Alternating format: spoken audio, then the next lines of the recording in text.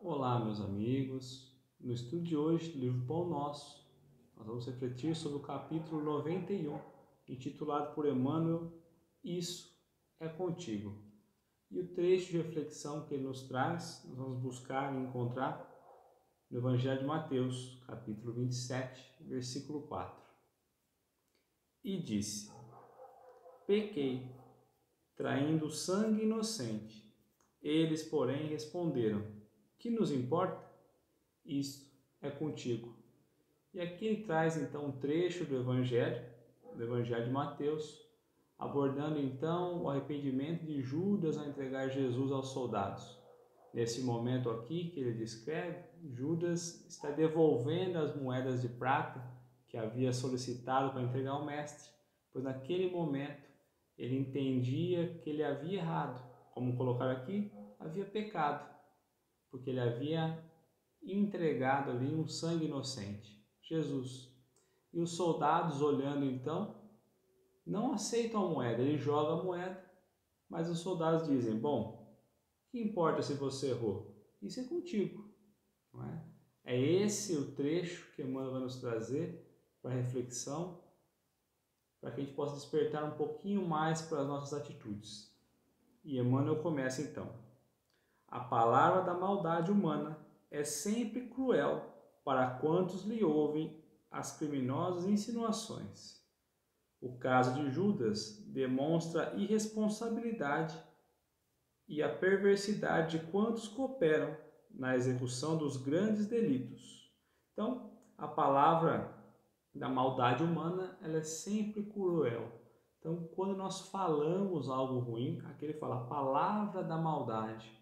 Quando nós falamos, ele não está falando nem em praticar, está apenas em falar. Quando nós falamos algo mal, a palavra da maldade humana é sempre cruel àqueles que ouvem.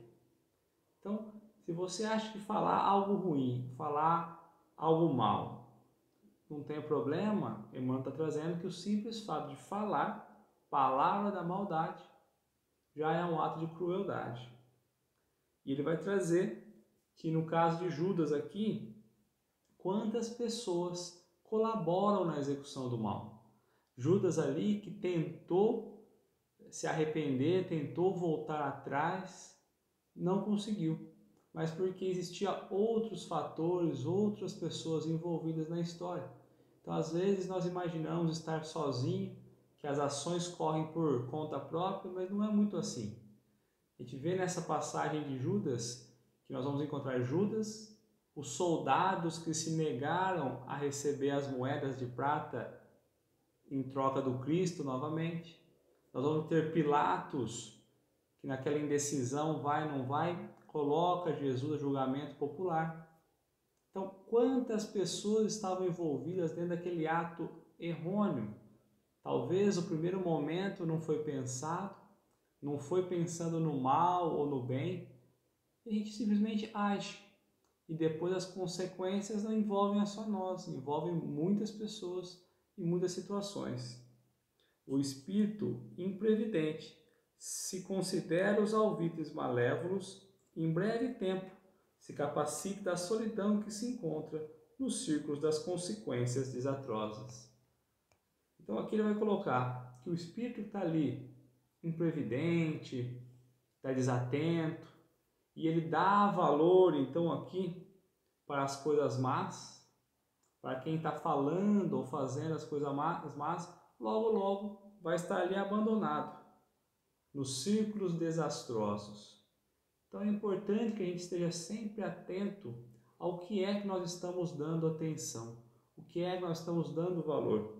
Como ele coloca aqui, se considera os alvitres malévolos. Então, se você considera as coisas ruins, os talentos ruins, maus, você logo vai estar diante das consequências desastrosas. Quem age corretamente encontrará nos felizes resultados de sua iniciativa aluviões de companheiros que lhe desejam partilhar as vitórias. Entretanto, muito raramente sentirá a presença de alguém que lhe comunga as aflições nos dias de derrotas temporárias. Engraçado que Emmanuel coloca derrotas temporárias. Não são derrotas eternas, são temporárias. Então ele vai trazer que diante da sua postura correta, muitas pessoas, né, ele coloca os aluviões, né, de companheiros, muitos companheiros estarão contigo, partilhando a vitória, juntos ali da vitória. Mas se você fizer uma manobra errada, ou se você cair, poucos ou quase ninguém estarão junto de ti. Mas Emmanuel traz um conforto diante das derrotas temporárias. São temporárias. Logo você se enche de vontade novamente, se ergue e novamente caminha. Por isso é a atenção, a importância de olhar as pessoas que estão ao seu redor, nos momentos de glória, mas também nos momentos de dificuldade. Semelhante realidade induz a criatura à precaução mais insistente.